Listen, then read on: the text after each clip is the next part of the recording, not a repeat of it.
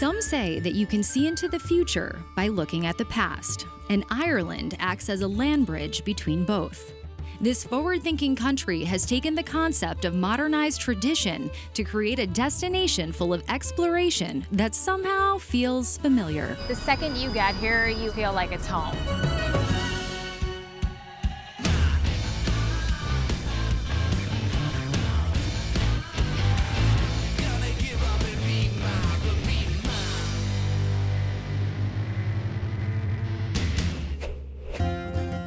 Our journey begins in Dublin, part of Ireland's ancient East, where there is so much to see and do. And after hitting the streets, you may be surprised by the abundance of nature surrounded by historic landmarks and luxe hotels. What is it about Dublin that makes it such a special city? Dublin is defined by its people, and that gives it its vibrancy and that immense sense of history and culture that we have here. But I took the road less traveled to the Liberties. Known for being the home of Guinness, this is one of Dublin's oldest neighborhoods, while also being the site of what's to come for future generations. What makes this neighborhood so iconic? When Dublin, very old medieval city, was expanding, the areas outside of the old city wall were free of the rules. So they had certain liberties that the city didn't have, and turned it into that thriving area of craft and innovation. The Liberties are just a buzz, home to a new wave of distilleries. Anyone who comes to Ireland is just blown away by the hospitality. I think it's built into us Irish, in terms of just, we're so outward going and so sociable.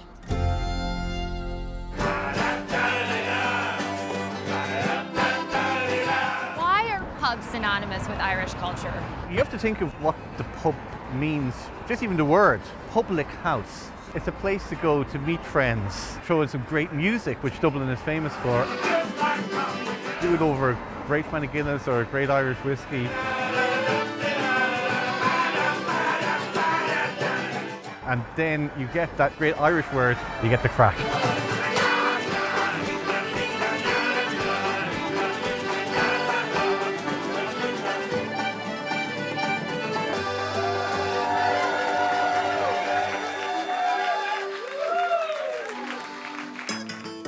And supplying the fuel for tonight's crack is Teeling Distillery, which is leading the way for a new crop of whiskey makers in the Liberties. You're in the heart of the Teeling whiskey home, and this is where it all begins. I'm not much of a whiskey girl, but I did come to Ireland for an authentic experience, so I am really excited to be here today. And we've taken your standard Irish whiskey and we have deconstructed it into its individual components. So hopefully there's something in our range that you'll enjoy. It smells so good in here. What am I smelling? The yeast eating the sugars, creating the alcohol, but also releasing CO2. This is a very different style of Irish whiskey. It's called our black pits, and it imparts a very distinctive smoky flavour onto the whiskey. Oh yeah, I like that. We're very well known for using different barrels that would have different spirit to create a very unique flavour, and then we bottle at a slightly higher ABV, around 92 proof, capture all the natural flavours. And we have a tasting floor where you can taste a whole range of different things. And of course, you can fill your own bottle of whiskey and... You can fill your own bottle? Yes. Yeah, That's fun.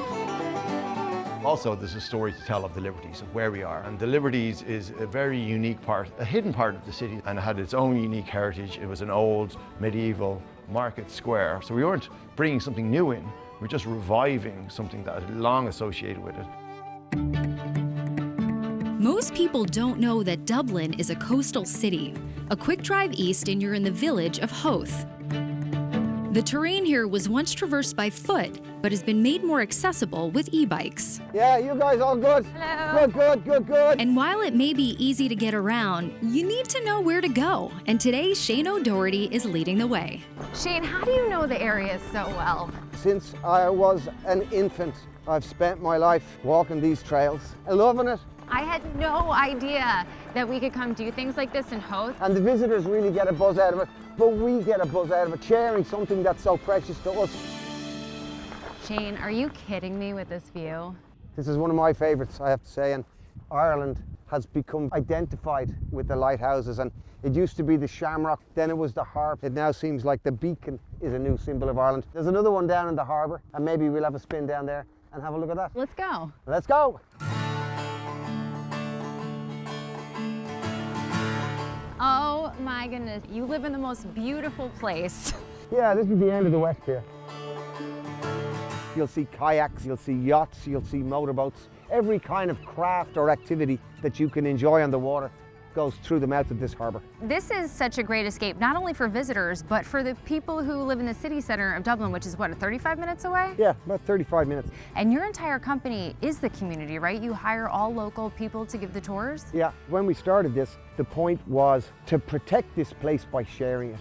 We know the restaurants, we know the cafes, all of our kind of partners are all also our childhood friends. I love getting to visit places that are so rich and deep in history, so getting to step on this kind of soil where so much has taken place is really special. When you get out and about here, you're in the footsteps of 10,000 years of the human story. And now we have these electric bikes that we can hop on into the future, and we'll head off up the hills and they'll give us the little bit of extra help we need. That was amazing, Shane. It's great to be doing it with you, Lauren. When you travel to Northern Ireland, be prepared to embrace a giant spirit that inspires and awakens. With craftsmanship and innovation being part of its heritage, Belfast has emerged as a world-class city full of wonder. It's also home to a little show called Game of Thrones. The stage where it all happened has become an experience that welcomes visitors from around the globe to Westeros, and Sir Meryn Trant himself, actor Ian Beatty, can't resist to be just one of the fans. What was it like to play Sir Meryn Trant? He was an evil guy. He was awful. I mean, he had no redeeming qualities whatsoever. I can see I have my work cut out for me. And it was such fun. I loved every second of it. Game of Thrones captured the imaginations of people all over the world, myself included. What is it like being in the epicenter of all of the fandom here in Northern Ireland? Fantastic. Life-changing. Game of Thrones put Northern Ireland on the map. Not just in terms of a location, but in terms of a tourist attraction. There was no downside.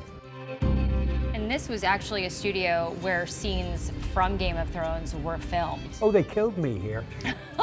Epic scene, by the way. There was a lot of fake blood, 10 gallons, I believe. It was a long, sticky day. It's amazing to see when guests walk in for the first time, their faces just light up. The realism that they're standing in Winterfell in Westeros. Everything you see was the original set. You get to see stuff about the wildlings, the White Walkers, Castle Black, Dragonstone. A small piece of Valyrian steel. This is the cat's paw dagger. The actual one that Maisie Williams used to stab the Night King. Oh my goodness. This tour really gives you the flavour, the smells, the sights, the sounds of what this series brought to the screen. And the fact that so much of the filming of the series was done in this province. We now have camera crews, sound engineers, artisans who are at the top of their game, thanks to Game of Thrones. Not too far from the obvious attractions lies a hidden gem on the shores of Ballymoran Bay.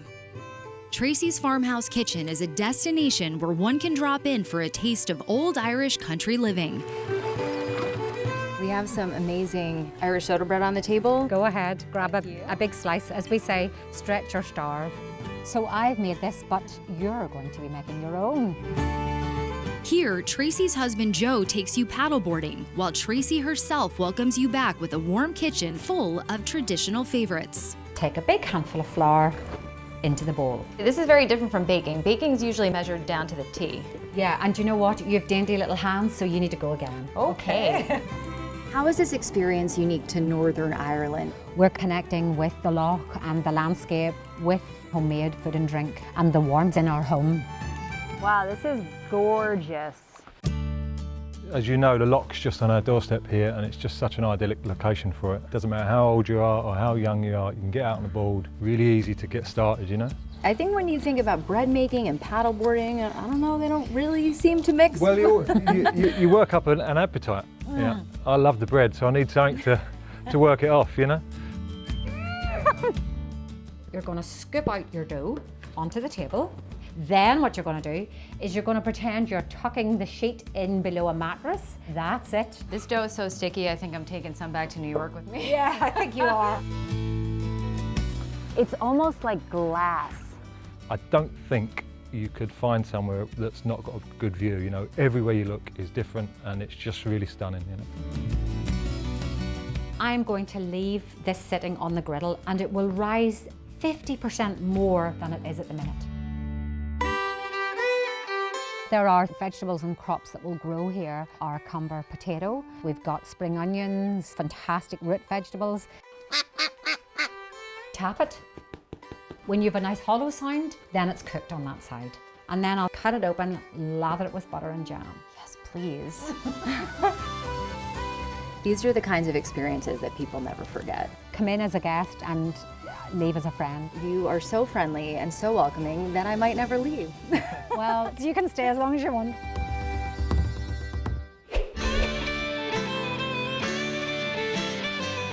After a beautiful drive west across the country, you'll find yourself in the town of Galway.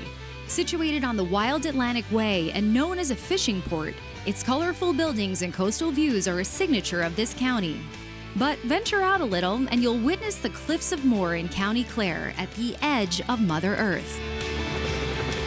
But why drive when you can fly? Okay, we all set. Let's do this. And showing us around is Captain Chris Scheel of Executive Helicopters. Wow, I have never been in a helicopter this big. I mean, this is beautiful. How many shades of green can you see from up here? I don't you tell me.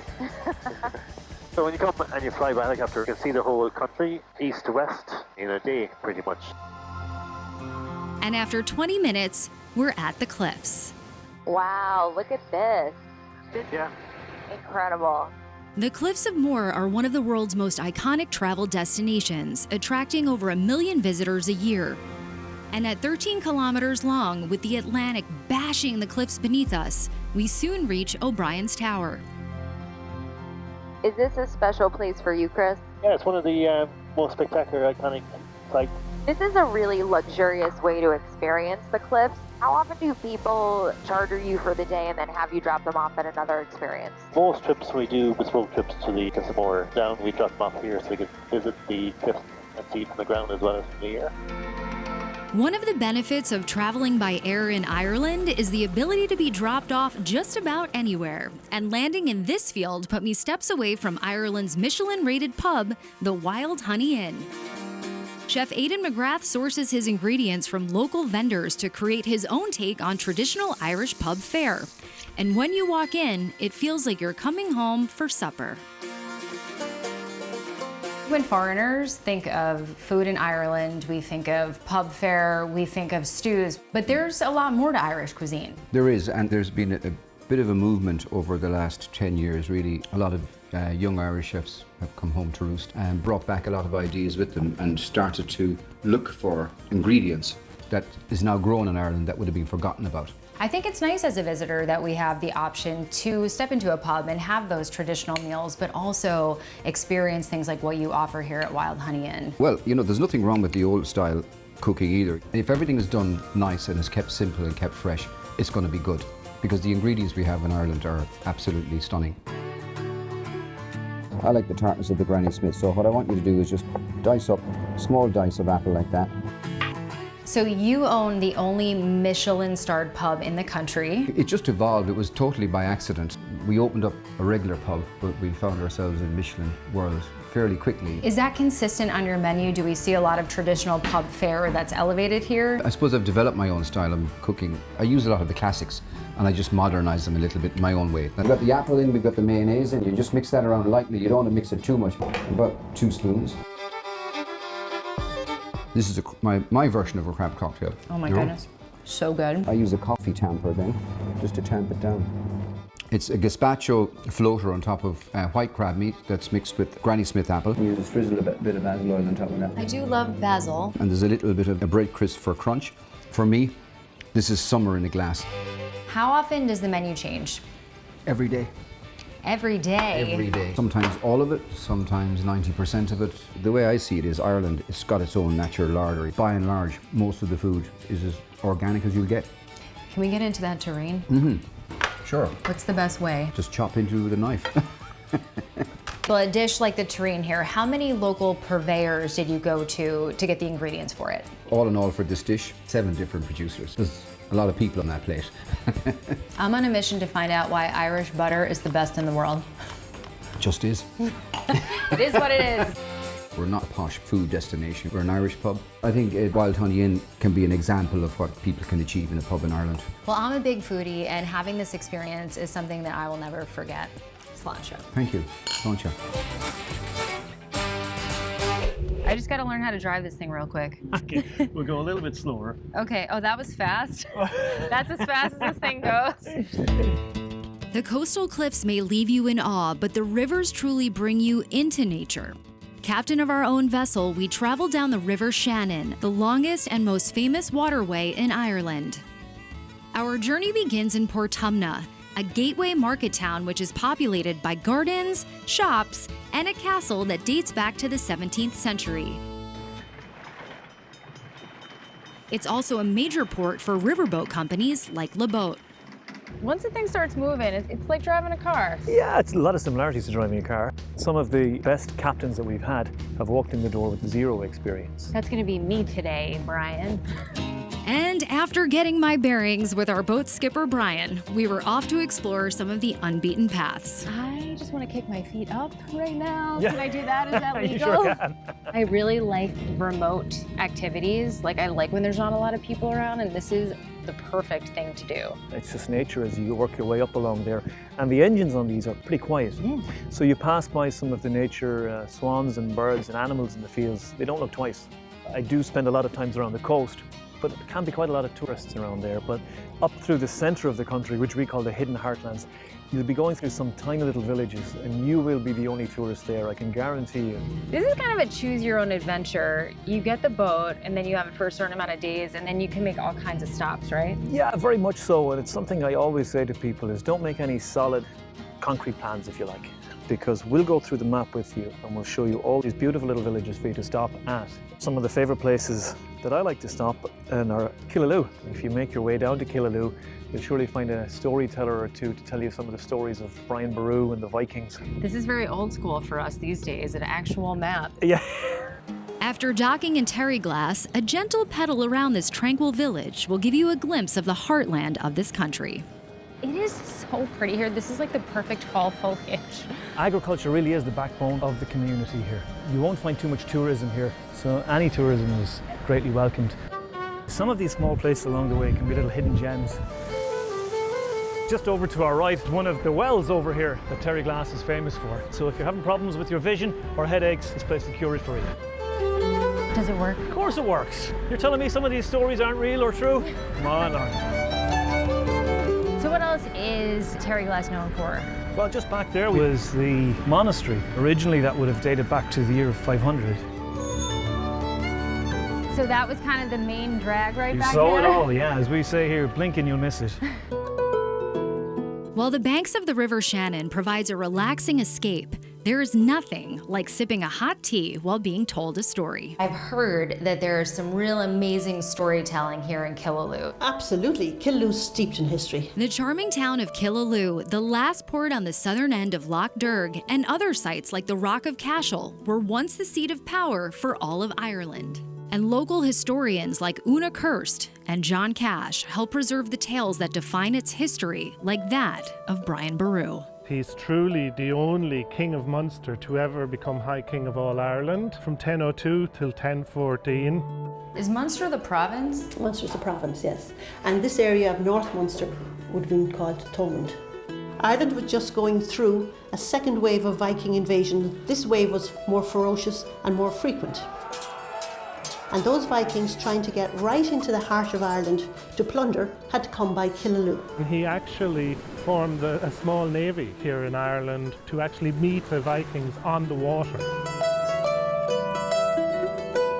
So this is the actual place that Brian Boru was coronated? Yes. You're probably standing right where Brian Boru would have been standing when he was actually crowned King of Munster. Right here on this rock? Yes. During Brian Boru's reign, it was the only time where we could say that Irish people were united as one. It is truly incredible that we're standing amongst almost 1,400 years of history here, and I'm sure the stories that people could tell about this place go well beyond that. Whether you're reveling in the city's energy bursting in the east, or discovering new and old kingdoms in the north, diving into inventive and comforting flavors in the west, or taking in tales of the south with friends. From end to end, Ireland makes every moment magic. First Look is sponsored by Tourism Ireland. You've always wanted to go. Visit Ireland now.